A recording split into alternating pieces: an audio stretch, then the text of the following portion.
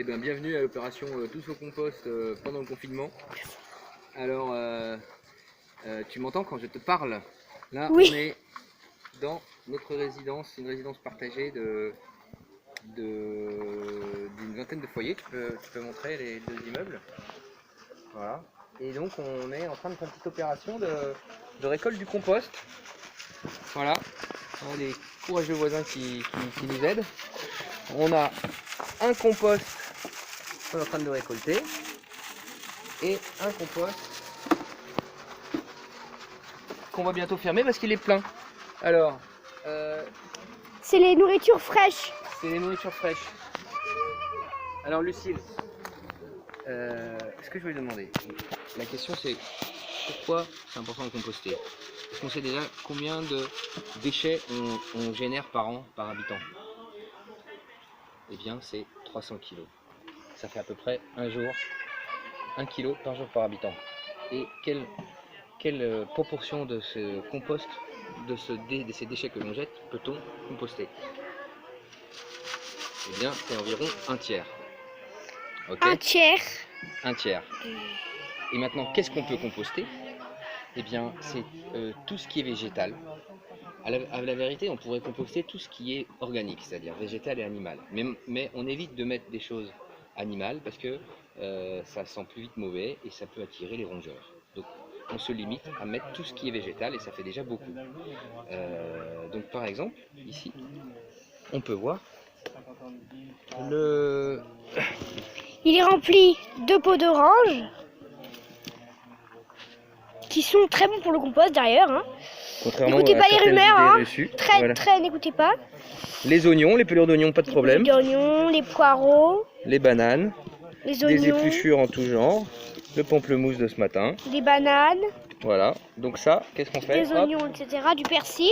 Enfin, on le met dans on le met avec les compost. autres trucs frais. Donc vous voyez, il y a aussi les mêmes qui ont déjà commencé à se Et alors, dégrader. un petit truc, Lucie, tu peux montrer? Avec le carton. Regarde, un petit truc pour pas que le compost colle au fond du seau.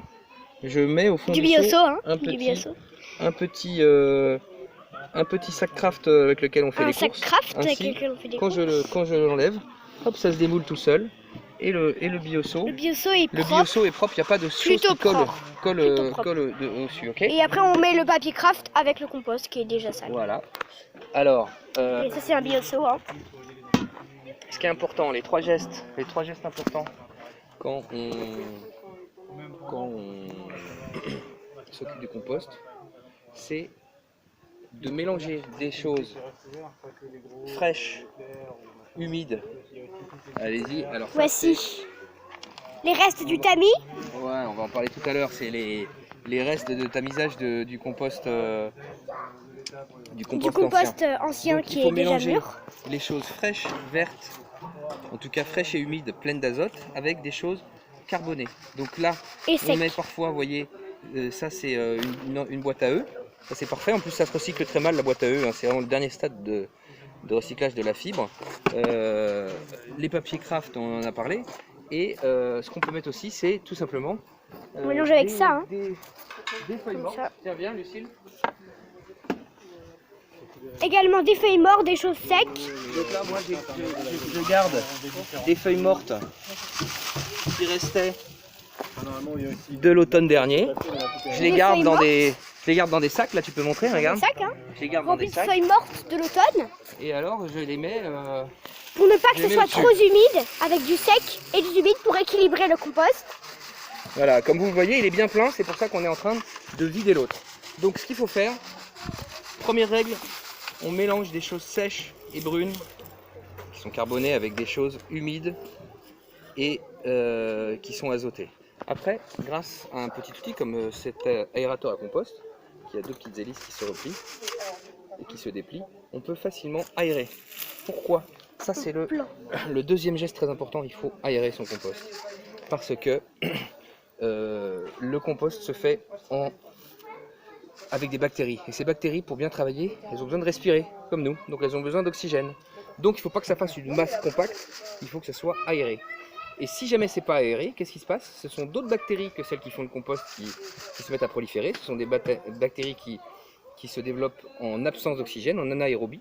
Et en fait, ça fait de la fermentation, ça sent mauvais et ça fait même du méthane. Et le méthane, c'est un puissant gaz à effet de serre, donc il faut absolument éviter d'avoir un compost compact. Ça pue et c'est pas bon pour les gaz à effet de serre. Hop, donc là, grâce à ça, je fais 2-3 coups. Vous voyez, il est vraiment très plein. Mais je m'en fais pas parce que il faut savoir que comme justement il y a beaucoup d'eau dans ce que l'on met, en fait ça finit par s'évaporer et donc là le volume du compost se divise par 4. Donc là je vais le laisser au repos et puis dans 2 semaines ça aura déjà baissé de 10 à 20 cm. De beaucoup. Mais bon là là il est quand même bien plein donc on va le laisser. Donc voilà, je donne 2-3 coups. 2-3 coups. Ou bien aérer pour entasser un peu aussi. Et voilà. Et alors c'est une merveille, ça ne sent pas mauvais, ça sent le sous-bois. Si ça sent mauvais, c'est pas normal. Hein. Si ça sent mauvais, c'est que c'est pas normal. Un bon compost, ça ne sent pas, tout simplement. Voilà. Alors, qu'est-ce que je voulais faire? Je voulais revenir sur quelque chose. Je me permets de vous montrer parce que j'aime beaucoup cette slide, hein, comme on peut dire. Là, c'est PowerPoint. En fait, pourquoi c'est bon pour la planète de faire du compost? C'est parce que, bouge pas les en fait, dans les biodéchets, il y a de l'eau et du carbone. Il y a beaucoup d'eau, il y a plus de 80 à 85% d'eau. Or, qu'est-ce qu'on fait des déchets en région parisienne? Eh ben, on les envoie à l'incinérateur. Donc, qu'est-ce qu'on envoie? On envoie de l'eau. Et l'eau, ça brûle pas bien. Alors, autant incinérer les déchets ultimes pour faire un peu d'énergie, ça peut avoir un sens. Mais brûler de l'eau, ça fait baisser le rendement du four. Donc, aucun intérêt. Et puis, tout le carbone qui est dans nos biodéchets, et bien finalement, il est brûlé et il est rejeté dans l'atmosphère sous forme de dioxyde de carbone, de CO2. On sait bien que c'est un des composantes, un des problèmes des gaz à effet de serre. Alors que quand on met les biodéchets dans le composteur, non seulement on évite de brûler de l'eau, et en plus le carbone, il est séquestré dans le compost et il va y retourner à la terre, dans nos jardinières, dans les bordures des plantations, etc. Voilà. Et puis évidemment, c'est autant de masse de déchets qu'on n'aura pas besoin de collecter avec des camions, de l'essence. Et donc voilà, ça c'est l'effet positif du compost. Et alors on va finir la par différence. montrer qu'est-ce que c'est que le compost qu'on finit par avoir. En fait, là, ça c'est le compost.